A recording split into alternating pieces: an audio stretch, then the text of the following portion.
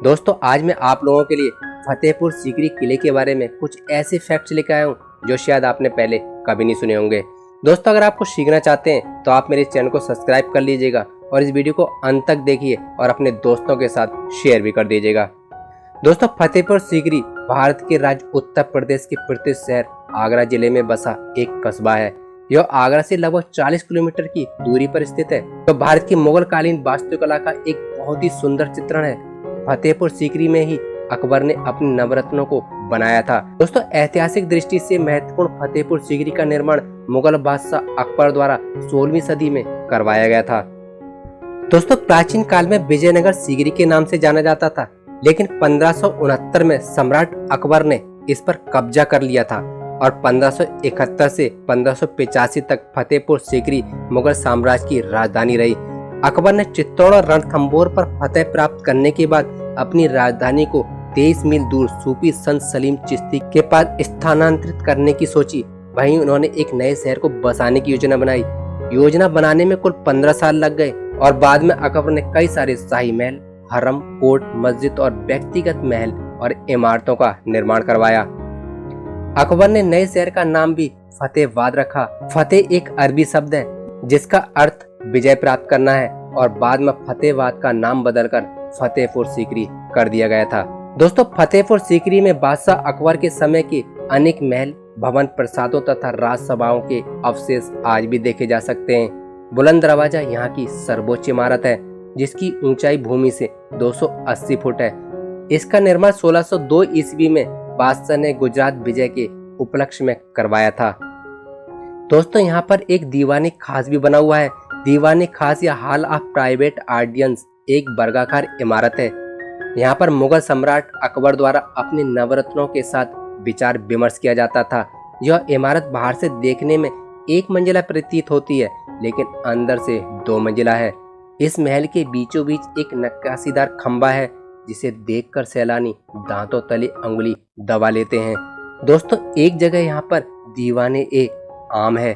यहाँ पर बैठकर ही मुगल सम्राट अकबर जनता की परेशानियां, शिकायतें और झगड़े सुनकर न्याय करते थे। यह लाल पत्थर से बना एक विशाल अहाता है। दोस्तों ख्वाब महल यह कभी सम्राट अकबर का शानदार शयनगर था। इस महल में शाम को नृत्य व संगीत की महफिलें लगती थीं।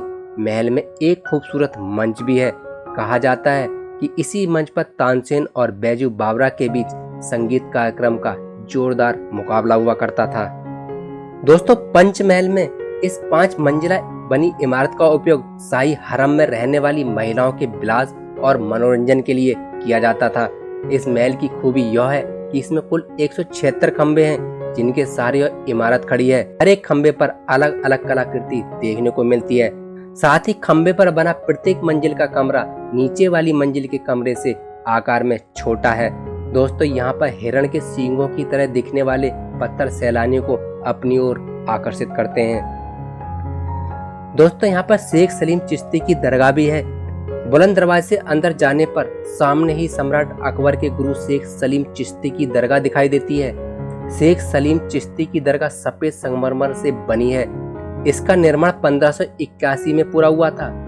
यहाँ पर देश विदेश से सभी धर्मों के श्रद्धालु लोग आकर यहाँ की नक्काशीदार खिड़कियों में लाल रंग का धागा बांधकर मन्नत मांगते हैं। दोस्तों जोधाबाई के महल में यह महल बादशाह अकबर की हिंदू रानियों का निवास था। इसमें हिंदू और मुस्लिमों की शिल्पकला का सुंदर संयोजन देखने को मिलता है। यह महल अंदर से 2 मंजिला है। दोस्तों अब मैं आपको फतेहपुर सीकरी के बारे में कुछ ऐसे फैक्ट्स बताता हूँ जो शायद आपने पहले कभी नहीं सुने होंगे।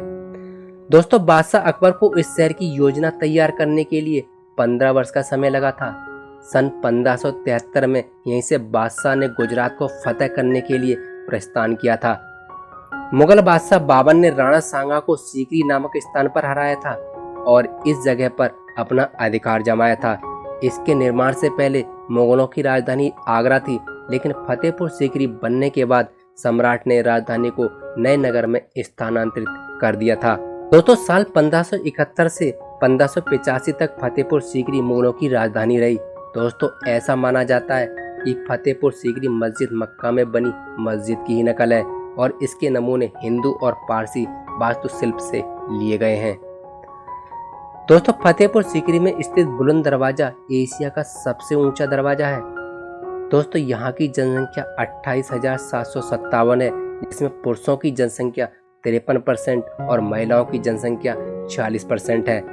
दोस्तों फतेहपुर सीकरी की औसत साक्षरता दर 40% है, जो राष्ट्रीय औसत दर से 74% कम है, जिसमें पुरुष साक्षरता 57% है और महिला साक्षरता 34% है। दोस्तों यह शहर आगरा जिले के 15 ब्लॉक मुख्यालयों में से एक है। इस शहर के अंतर्गत 52 ग्राम पंचायतें आती हैं। दोस्तों शहर का सबसे नजदीकी railway station Fatehpur Sikri railway station है, जो शहर केंद्र से लगभग 1 किलोमीटर की दूरी पर स्थित है। दोस्तों आगरा एयरपोर्ट शहर का सबसे नजदीकी हवाई अड्डा है, जो यहाँ से केवल 40 किलोमीटर की दूरी पर स्थित है। इसके अलावा आप यहाँ पर सड़क मार्ग द्वारा भी आसानी से पहुँच सकते हैं।